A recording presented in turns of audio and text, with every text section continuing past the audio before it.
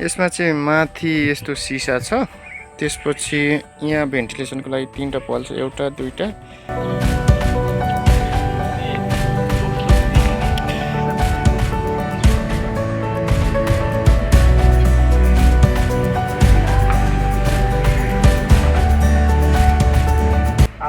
योभन्दा तल चाहिँ पानी हुनुपर्छ, त्यो थालमा फ्ल्याटमा चाहिँ पानी टक्क भरेर राखिदिनुपर्छ। अनि त्यसपछि यसलाई लक गरिदिएर अनि बल्ल मेसिन चाहिँ अन गर्नुपर्छ।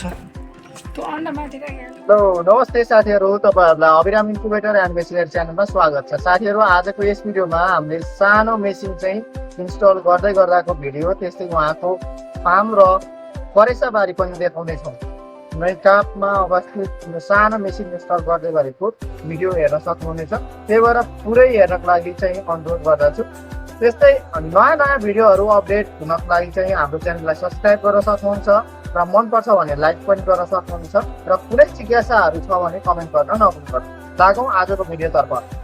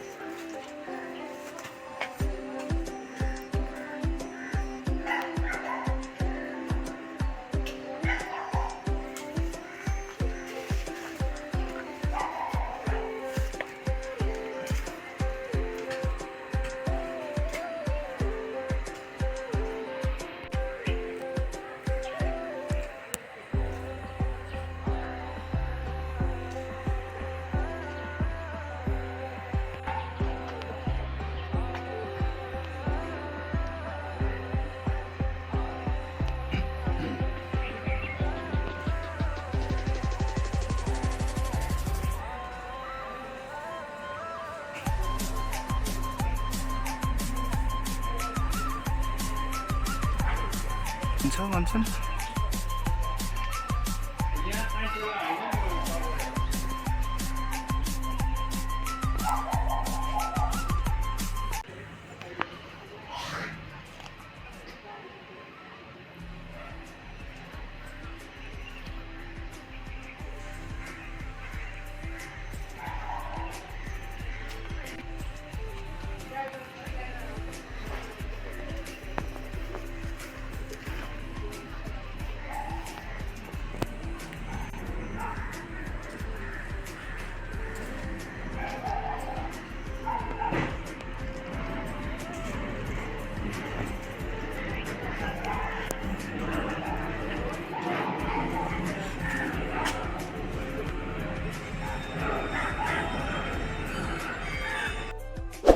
यसमा चाहिँ माथि यस्तो सिसा छ, त्यसपछि यहाँ भेन्टिलेसनको लागि 3टा पल छ, एउटा दुईटा।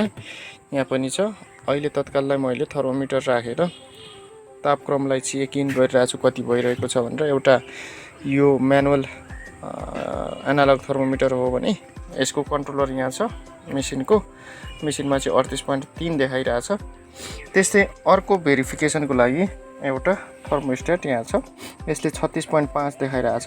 यसको सेन्सर चाहिँ ह्याचर ट्रेमा छ। ह्याचर ट्रेमा अलिकति तापक्रम कम चाहिन्छ, त्यही भएर 36.5 37सम्म आउँछ यसको ह्याचरको तापक्रम, र सेटरमा चाहिँ 38.3 सम्म पुग्छ। अब भित्र चाहिँ यस्तो खालको छ। यसलाई अन्डा रोल गरेको हेर्नको लागि चाहिँ मैले यहाँ अन अफ गरिरहेको छु। यसले 10-10 सेकेन्डमा चाहिँ घुमाउँछ। जस्तो यहाँ घुमेको देखिँदै छ। अलि मजाले निहालेर हेऱ्यो भने चाहिँ घुमेको देखिन्छ। यो एकतिर भयो भने अर्कोतिर फेरि अन अफ गरेर हेरेँ यसरी। अर्कोतिर 10 सेकेन्डको लागि यसरी गएर चल्छ र अन्डा 45 डिग्रीमा 2-2 घन्टामा रोटेट गर्छ। यसमा 2टा बल्ब सिस्टम छ, एउटा यहाँ छ भने अर्को यता छ। र टोटल यसमा 24वटा अन्डा चाहिँ अट्छ। 36 भन्दा नि 24वटा अन्डा अट्छ। बटाईको 4 गुणा बढी अट्छ र बटाईको 4 गुणा बढी अट्छ। त्यस्तै कुखुराको मात्रै हाल्ने हो भने पनि 24वटा मात्रै अट्छ। कुखुराको मात्रै हाल्ने हो भने 24वटा मात्रै अट्छ। यसरी बटाईको चाहिँ 96वटा अट्न आउँछ। 2 तलाको मेसिन छ, माथि सेटो ट्रे छ, तल ह्याचर छ। यो यसरी निकाल्न मिल्छ र अहीको सेन्सर यहाँ छ। ह्याचरमा बनेको सेन्सर यहाँ तल थियो। त्यस्तै यहाँ हाइग्रोमिटरहरू पनि राखिएको छ। यसले चाहिँ आर्द्रता र तापक्रम देखाउने गर्दछ। तल पत्रिका ओछ्या भने सरसफाइ गर्न सजिलो हुन्छ र पत्रिका माथि चाहिँ कचौरामा पानी हाल्नुपर्ने हुन्छ। यसले आर्द्रता देखाउँछ। आर्द्रता सुरुमा 50 सम्म पुग्यो भने ठिक्क मानिन्छ। 35 देखि 60 सम्मलाई एभरेज मानिन्छ। त्यस्तै ह्याचिङको बेलामा चाहिँ 60 भन्दा माथि हुनु आवश्यक पर्छ र यसरी आफै अटोमेटिक अन अफ हुन्छ। अन्डा टर्न गर्छ र आर्द्रताको लागि यहाँ पानी राख्ने हो।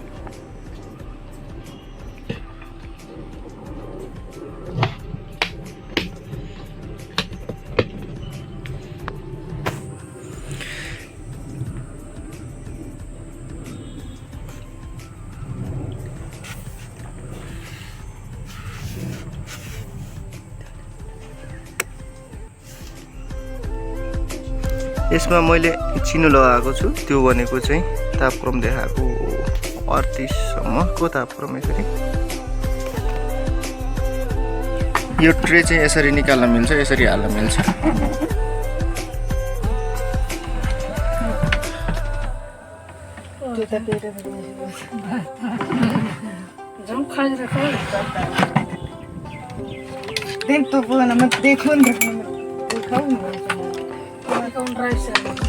यसमा सिल गर्नुको लागि यसरी म्याट सिल लगाइएको छ।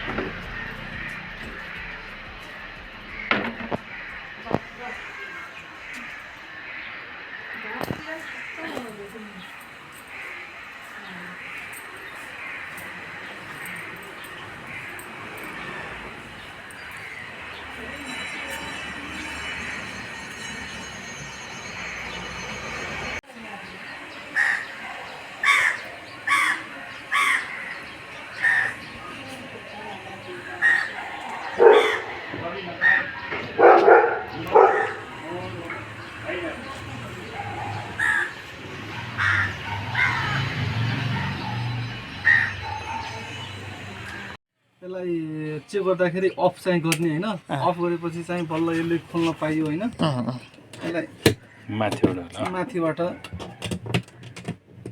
टक्क खोल्यो होइन टक्क खोलेपछि अब हाम्रो पानी छैन भने होइन यसलाई आरामले निकाल्ने त्यसमा पानी चेक गर्ने पानी छ भने हाल्नु परेन पानी छैन भने हाल्नु पर्यो त्यसपछि अब हाम्रो चाहिँ अब 18 दिन भइसकेछ भने यसलाई क्यारेट 18 दिन भइसक्यो भने क्यारेट निकाल्ने होइन अनि टक्क यसलाई राखेर यहाँ तल लाएर अनि यो पानी चाहिँ चेन्ज गरिदिने अनि पानी चेन्ज गरिदिएपछि के अरे पानी चाहिँ हामीले अर्को थालमा राख्नु पर्यो त्यो थालमा यो अन्डालाई चाहिँ टक्क यसरी लाइन बाई लाइन क्रमशः हाल्नु पर्यो कतिवटा अन्डा छ फेरि अब ट्याक्कै यसमा त्यो गरेर यसरी हालिदिनुपर्छ हालिदिएपछि योभन्दा तल चाहिँ पानी हुनुपर्छ त्यो थालमा फ्ल्याटमा चाहिँ पानी टक्क भरेर राखिदिनुपर्छ अनि त्यसपछि यसलाई लक गरिदिएर अनि बल्ल मेसिन चाहिँ अन गर्नुपर्छ त्यो अन्डा माथि राखिहाल्नु होइन ट्याक्कै त्यो लगाइदिएपछि अनि बल्ल यो लगाइदिएपछि अनि बल्ल चाहिँ अन गरेर आफूले छोडिदिनुपर्छ ल ठिक छ त्यो त भयो कुखुराको केसमा होइन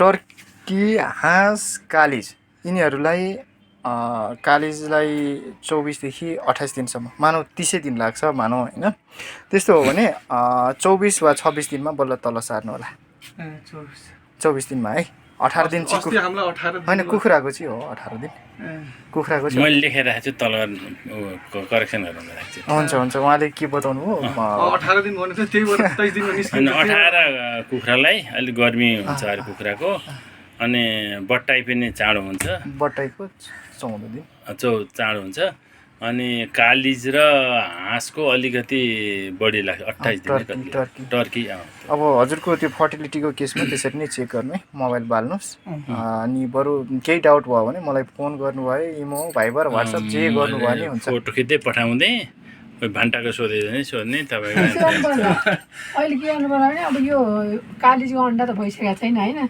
अब 2-3 दिनपछि होइन उसको ल्याएर राख्नु पर्ला त्यो बट्टाइको अन्डा हुन्छ बट्टाइको मिक्स गरेर पनि हाल्न सक्यो तर अलिकति के भइदिन्छ भन्दाखेरि बट्टाइ अलिक चाँडै हुन्छ होइन बट्टाइलाई आर्द्रता एक किसिमको चाहिन्छ कालिजलाई एक किसिमको आर्द्रता चाहियो किन भन्दाखेरि एउटा इन्क्युबेसनमा गयो अर्को ह्याचमा गइसक्छ कि त्यो गाह्रो हुन्छ त्यसमा अलिकति रिजल्ट चाहिँ तल माथि हुन सक्छ तल चाहिँ एक लट कालिजको एक लट बट्टाइको एक लट गरेर अर्को नमिसाउने के त मिसाएर त अलिकति तनावै भइहाल्यो नि अब त्यो मिल्दैन त्यो कस्तो पनि बच्चा हुर्काउनु सजिलो हुन्छ नि अफ गरिदिउँ है त्यो अन्डालाई असर गर्ला त्यही गर्नु होइन भाइ भिडियो अन्तिमसम्म हेरिदिनु भयो तपाईँहरूलाई धेरै धेरै धन्यवाद र अन्तमा तपाईँहरूलाई के सूचना जानकारी गराइन्छ भन्दाखेरि यदि तपाईँले पनि पोल्ट्री क्षेत्रमा हात हाल्दै हुनुहुन्छ र तपाईँलाई कुनै पनि मेसिनसँग सम्बन्धित जिज्ञासा वा आफैले बनाउन चाहनु भएको पार्ट्सहरू चाहिएमा वा नयाँ मेसिन चाहिएमा पनि हामीलाई सम्पर्क गर्न सक्नुहुनेछ।